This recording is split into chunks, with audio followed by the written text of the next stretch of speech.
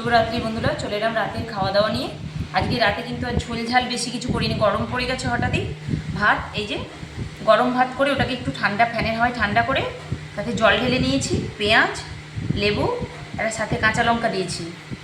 আর এখানে পেঁয়াজ ভাজা করে, লঙ্কা ভাজা করে এটা আলু মেখেছি। আর এখানে কুমড়ো দিয়ে বেসন দিয়ে ভেজেছি।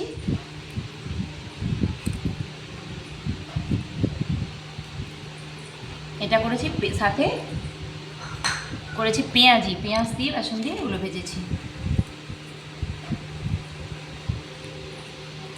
গরম পড়ে গেলে আমি এই ধরনেরই খাওয়া দাওয়া করি, তখন রাত্রিতে বিশেষ করে ঝোল ডাল দিয়ে আমি খেতে পারি না বেশি, এইটা দিয়ে খেলে ভালো লাগে খেতে। তো বন্ধুরা, তোমাদের মেনুটা কার কার পছন্দ হয়েছে এই গরমে, আর তোমরা একবার খেয়ে দেখবে কত ভালো লাগে। আজকে এই দিয়েই খাওয়া দাওয়া করবো রাত্রে। চলো বন্ধুরা, খেয়ে নাও।